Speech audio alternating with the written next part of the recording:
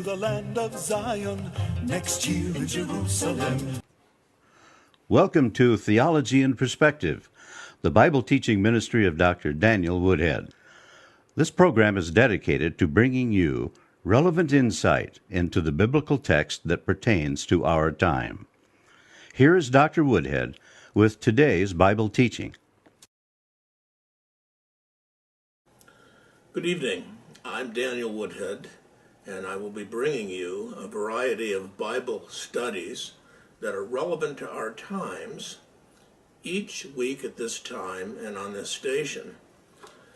As I look at the news broadcasts that are coming to us today, I see a whole host of skirmishes, some would say wars, that are taking place in the Mideast. We see the group called Hamas and Hezbollah attacking Israel. We see the Russians coming in to the Ukraine and the Crimea. We see a whole host of wars that have been taking place in Syria for the last several years with over 100,000 casualties. Now we see a group, a newer group, if you will, called ISIS or ISIL, that is attacking everything that they can come in contact with, including a substantial portion of Iraq, to try and establish a new caliphate, which is a area, geographic region, under which they would have complete control. All civil, religious, and social practices would fall under the domain of the new caliph, whomever that may be. Now, there is world opinion about this, and I'm not here to discuss the world opinion with you, but what I am here to discuss with you is the fact that the Bible speaks to these issues. The Bible describes skirmishes, and it describes wars, and it's got multiple prophecies in the Old Testament to address these issues. Now, I'm going to describe for you over the next 8 weeks a prophecy in the 38th and 39th chapter of the book of Ezekiel. And what I'm going to do is I'm going to show you how the events that are taking place now in the Mideast could be tied to this in the near future. The Bible does not tell us exactly when some of these prophecies are going to take place. It gives us a general time frame within the long chronology of the world, but it doesn't give us specific times. It doesn't say in 2015 this will happen. There is a prophecy, though, that I want to spend time with, and I refer to it as the Allied invasion of Israel by the Germans, the Muslim nations, and it's all led by the Russians. Now, these nations, in one form or another, have implemented severe persecutions on the nation Israel. And as we're going to see, examining this prophecy in detail, that God uses these events to repay those nations for causing harm to the Jews, which he refers to in Zechariah 2:8 as the apple of his eye. So, the Bible teaches us that to God alone belongs vengeance, and nobody can repay the way he does. In fact, the Bible teaches that the Lord arranged the nations around his plan, the plan that he has for the Jews, in their geography and in their different people groups. Now, about 4,350 years ago, God selected a man from the general population of Mesopotamia and called him Abraham. And he wanted Abraham to receive a special covenant. Now, the Abrahamic covenant is the first unconditional covenant in the Bible that God made with the nation Israel. The Abrahamic covenant promised a seed, land, and blessings. Now, the three major promises of this covenant were personal promises to Abraham, national promises to Israel, and universal promises to all the people of the earth. God promised that he would bless him and make him a blessing to others, to make his name great, to give him many descendants, and make him a father of a multitude of nations. So he said, that is the Lord, said, I'm going to give you the land of Canaan for always, and In terms of the Jews, he said, I will bless them that bless you, and I will curse them that curse you. So he gave the Israelites some land, and they don't have it all yet, but they have a substantial portion of them. And what is important for us to see is that the promises to the nation Israel are being fulfilled today. They are being fulfilled today. They are in the land, but they're there in general unbelief, and they are here with a portion of the land. Now, these covenants that God makes in the Bible are very specific. God came to Abraham when he was a Gentile, and Abraham is the first Hebrew. I'm going to cite 7 of these promises that are important as we begin this study because they are endemic, if you will, or foundational. I will make of thee a great nation. I will bless thee. I will make thy name great. Thou shalt be a blessing. I will bless them that bless thee, and curse him that curseth thee. And in thee shall all the families of the earth be blessed. Now the 6th promise, I will curse him that curseth thee, is what I'm going to be talking about over the next 7 to 8 weeks. Ezekiel is a prophet. He was a prophet in Israel. In 605 BC, and we're going back quite a ways, we're going back 2,600 years, the Babylonians under Nebuchadnezzar came into Jerusalem and sacked it and took away a whole host of the young people so that they could be trained up in the court of Babylon to do what the Babylonians needed to have done. And they set up a puppet king in Israel, and they left. The puppet king did not do what Nebuchadnezzar wants, so he came back in 597 BC. He sacked it again. He took away a whole host of people then, and one of those was a priest who was about 30 years old at the time, and his name was Ezekiel, 597 BC. From 597 BC until 586 BC, he made a whole host of prophecies about the nation Israel. One of these is what we're going to be looking at. Now, the Ezekiel prophecy that we're going to be looking at took place before the last invasion of Nebuchadnezzar, which was 586 BC. So there's 3 invasions, 605 BC, 597 BC, and 586 BC. Ezekiel was in Babylon making these prophecies that God had given him.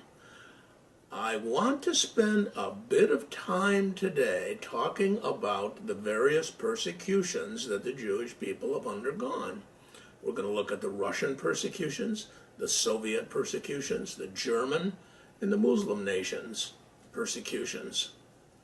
We're going to look at, in subsequent messages, the world empires that the Bible speaks about, and we're going to look at where they lead.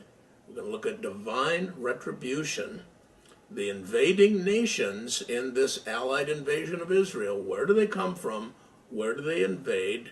Why are they invading? What happens to the invaders? How does it happen? How does God get blessed by this? And then we're going to look at the weaponry that's used. There is a subject that has occupied many, many people for a long, long time, and that's Jewish persecution. I'm going to look at first the Russian persecution of the Jews. From 1721 on, the official doctrine of Imperial Russia was openly anti-Jewish. For example, when the Russians captured part of the Ukraine in 1727, and what they did was they then took, excuse me, I lost my slide here. Let me try and bring that back. When they took control of the Ukraine, the Tsar established what was called a Pale of Settlement, and that included Poland and the Crimea. Now, the Jews were supposed to remain in this pale, if you will, and in order to leave, they had to get special permission, and they were persecuted there. And specifically in 1786, Catherine the Great of Russia ordered all Jews in her domain to move to an area in southwestern Russia and Poland known as the Pale of Settlement. Now, the Pale consisted of 25 provinces that included the Ukraine, Lithuania, Belarusia, Crimea, and part of Poland, arriving in massive numbers. The Jews eventually dispersed and settled throughout the region of the Pale. Now, they were specifically expelled from Moscow and St. Petersburg, and they were forced into the Pale, and later they were also expelled from the rural areas within the Pale, and they were forced to live in these little teeny towns called the shtetls. The shtetls is that's a Yiddish word for small town. Tsar Alexander II, who was a Romanov and who was ultimately assassinated, was known for his suppression of national minorities. Under his rule, the Jews could not commission any Christian servants, they couldn't own land, and they were restricted in their travel. What I find so interesting about Jewish persecution is it usually comes from Christians, and it usually comes from people that don't realize that Jesus is Jewish. And Jesus never condemned the Jewish people. He condemned the people that were the ruling authorities of his day, but not the people, because all of the early church were all Jewish people. Anyway, the next Tsar, Tsar Alexander III, he just escalated the anti-Jewish policies. They were referring to these folks as Christ killers and oppressors. There was a large number of anti-Jewish pogroms, and by you get around 1881, they were blamed for the assassination of Alexander II. It's another outbreak, and then the pogroms started where 166 Russian towns where thousands of Jewish homes were destroyed. And the families were reduced to poverty. Large numbers of men and women and children were injured, some of them killed. The new Tsar blamed the Jews for the riots. On May the 15th, 1882, he introduced so-called temporary regulations that stayed in effect for more than 30 years and came to be known as the May Laws. So there's been a systematic persecution. I don't want to spend a whole lot more time talking about that, but if you call me at 1-877-706-2479 or write me, our post office box will be given by the announcer at the end of this show. I'll be happy to send you additional information on these subjects. So I want to move on, though, to another persecution. And the reason I'm talking about these persecutions is because the groups that are persecuting the Jews or have persecuted the Jews are the groups that are going to gather together under the leadership of the Russians and come against Israel in this prophecy. Let's look at Nazi Germany. I think everybody knows, at least those of middle age and beyond, what happened there for those 12 years that Adolf Hitler was in control. Nazi Germany was a militantly intolerant and violent group who considered the Jews to be foul, have shameful lives, and they subjected them to horrible treatment. First, they wanted to expel them from Germany, and then they subjected them to cruel treatment and painful deaths. The Nazis used the same despicable kind of language that was found in Martin Luther's The Jews and Their Lies when describing them publicly. It also appeared in Hitler's Mein Kampf, which means My Struggle, his personal biography and plan. Nazi Germany didn't invent anything new regarding the treatment of the Jews. They just simply amplified the Jewish attitude inherent in European Christianity and its history. The constant question that arose in Hitler's party and later in his administration is, what do we do with the Jews? The issue became known as the Jewish question.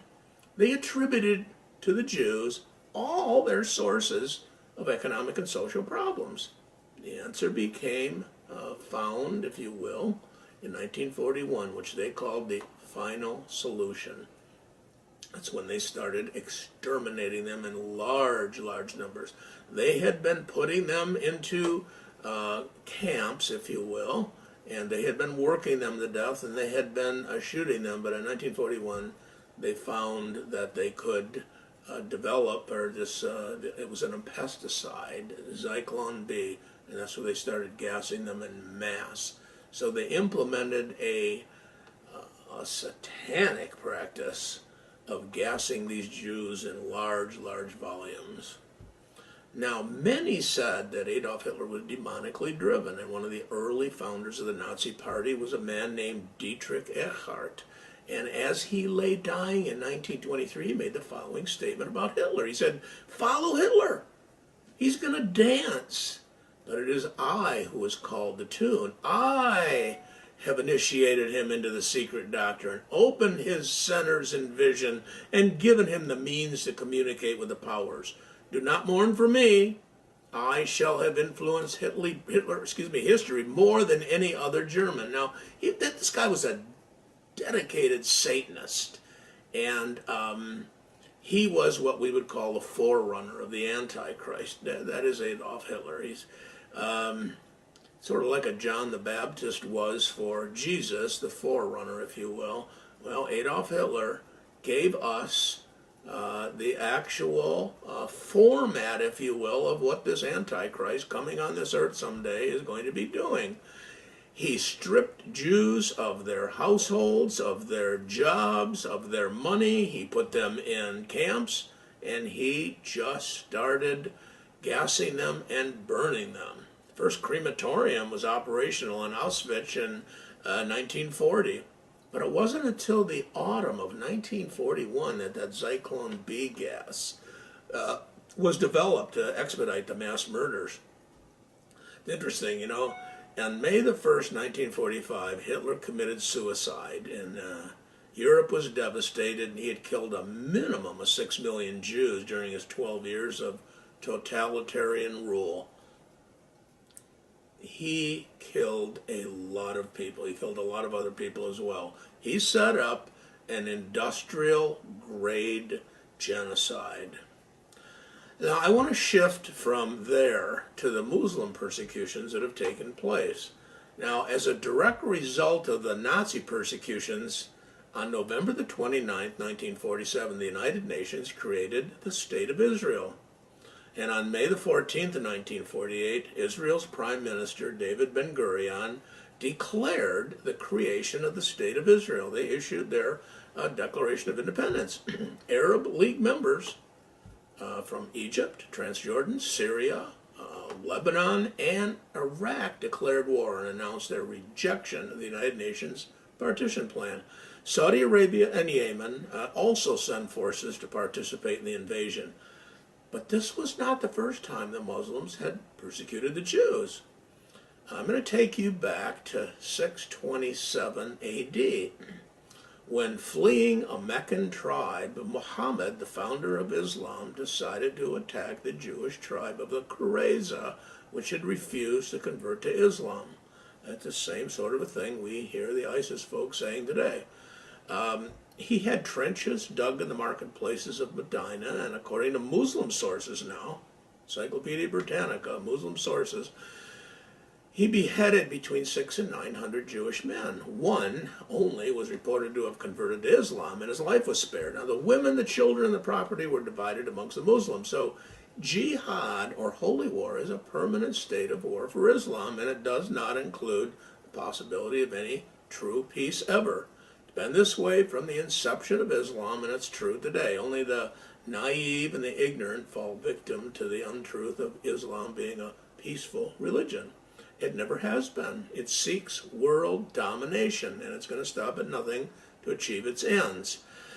So in 1948, after the United Nations vote to give Israel statehood, these 5 Muslim armies of Egypt, Syria, Transjordan, Lebanon, and Iraq, they immediately invaded Israel.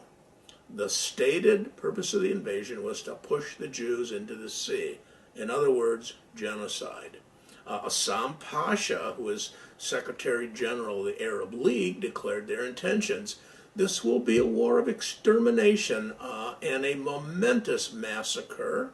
It's going to be spoken of like the Mongolian massacres and the Crusades.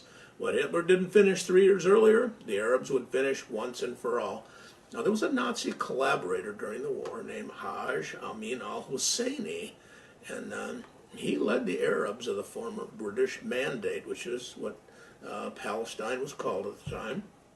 He was charged at the Nuremberg trials, but he escaped in 1946 before being convicted. Now, al-Husseini actively supported Hitler's aim to exterminate the Jews in World War II. The Jews prevailed, though, with only World War I weapons against all these Muslim nations. And it was only weapons that the Czechoslovakians would give them. No one else helped them.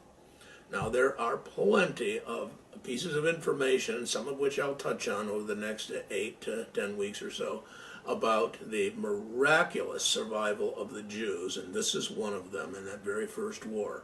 In 1949, Israel signed armistice agreements with Egypt, Syria, Lebanon, and Transjordan. And then in April 1949, Transjordan changed its name to Jordan. At this time, Jordan annexed Judea and Samaria. That's what is commonly being called the West Bank now.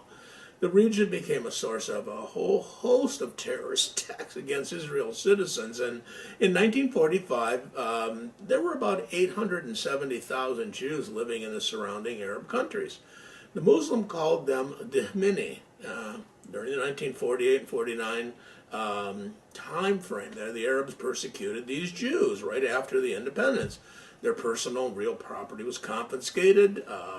Yemen, Egypt, Libya, Syria, Iraq, they all had anti-Jewish riots. Zionism was declared to be a capital crime in Iraq, and approximately 600,000 Jewish refugees left the Arab states and were welcomed into Israel by the Ashkenazi Jews that were living there at the time. So the Jews became full citizens of Israel. Due to the wishes of their Arab leaders, the Arabs in Israel did not become citizens, but remained in internment camps and remained refugees, waiting to get into the Arab nations. But the Arabs wouldn't let them in. Now, having lost in battle, Palestinian Arab terrorist groups called the Fedayeen began systematic raids into Israel, civilian population, and 1,300 Israelis were killed and wounded by Arab terrorists between 49 and 56. Now, the Americans at that time were helping the Jews, and the Soviets aided the Muslims. The transfer of power from the Jews and the Muslims went to the United States and the Soviet Union, the Eastern and the Western bloc of world powers. On May the 15th, 1967, Nasser of Egypt ordered a blockade of the Strait of Tiran, and this blockade cut off Israel's southern access to the Red Sea and beyond. Well, my goodness, by May the 31st, it's only 2 weeks later, Egypt had moved 100,000 troops, 1,000 tanks, and 500 heavy guns into the Sinai. By June the 4th, Arab forces outnumbered the Israelis 3-1 as they poised on Israel's borders. Now, this was Israel's 6-day war, and it was fought on 3 fronts against 3 countries in 3 overlapping stages. One in the south, where Israel engaged and defeated the Egyptians. In the central region, they engaged and defeated the Jordanians, and in the north, Israel engaged and defeated the Syrians. Now, in each of these theaters, Israel gained significant land. They got territory that would serve as buffers in future years. On the morning of June the 5th of 1967, the Israeli Air Force destroyed almost the entire Egyptian Air Force, more than 300 planes in less than 3 hours. Israel's armored divisions under the leadership of General Ariel Sharon also launched what they called a lightning attack on the same day. More than 800 Egyptian tanks had been destroyed, and thousands of soldiers were taken as prisoners of war. And Nasser, the Egyptian president, later acknowledged that 80 80%, that's 80% of Egypt's Russian-supplied military equipment had been lost in the Sinai. Now, this was a debacle. Finally, at 8 p.m. on June the 8th, Nasser accepted a ceasefire. From 48 to 67, Jerusalem was a divided city. The Arab League of Jordan had occupied East Jerusalem, including the Old City, since the War of Independence. And the Jordanian troops had decimated the Jewish quarter of the Old City, blowing up synagogues, destroying every vestige of Jewish life there. During the initial battle with Egypt, Israel actually notified King Hussein of Jordan that it had no intention of attacking his country. Hussein, however, believed Nasser's lies and joined the Arabs. When the Arab Legion began to shell western Jerusalem, the Israelis swiftly counterattacked with success. So paratroopers landed and attacked from the Mount of Olives, which is on the eastern side of the Temple Mount, across the Kidron Valley, and they entered the Lion Gate from the east. Israel was very, very careful to minimize the use of artillery, which would have made their attack a whole lot easier, but would have had more loss of life. So this was done out of respect for the numerous holy sites within the ancient walls. And by June the 8th, Israel's troops were gazing at Herod's stones on the western wall. So now, although that Jerusalem was the central prize, Israel also captured in those 4 fierce days of fighting biblical Judea and Samaria. As I said, they're calling it the West Bank now. So Egypt's ally to the north was Syria, and the Syria group there had harassed farmers for a long time, and that was what we call the Golan Heights. So the Golan Heights were taken back. It was an amazing military victory.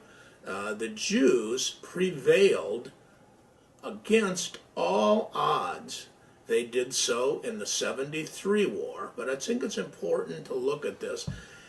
The essence of this is in 1991, S.A.A. Maudidi, a Muslim, wrote the following words in a publication called Jihad in Islam. Islam wishes to destroy all states and governments anywhere on the face of the earth which are opposed to the ideology and program of Islam. Islam requires the earth, not just a portion, but the whole planet, and that God's law, Sharia, should be enforced in the world by force of arms. Truth cannot be confined within geographical borders. The allegiance of a Muslim does not rest on his domicile in the country in which he is living, but on his faith to which he belongs. Wherever there is the rule of Islam, there is his own country. Now, I will be back with you next week to bring you a lot more of this message.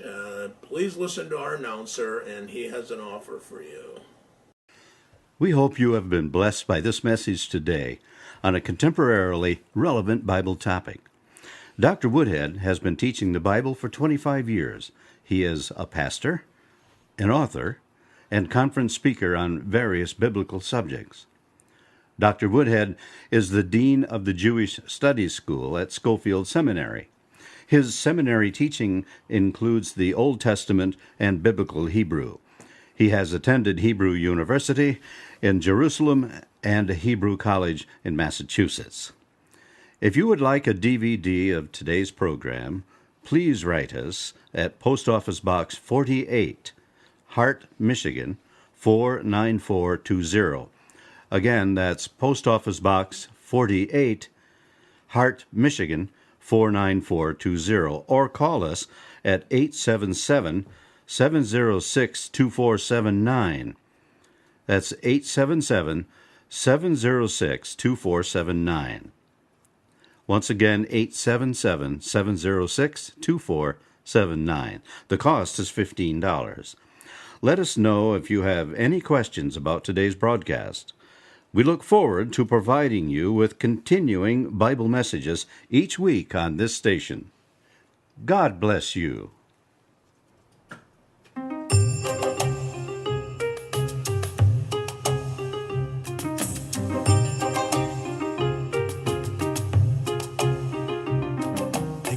Take us there to the land of Zion.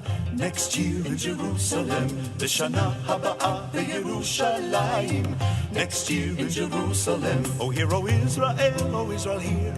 O Lord, thy kingdom come, thy will be done next year. L'shana haba'ah beYerushalayim, next year in Jerusalem.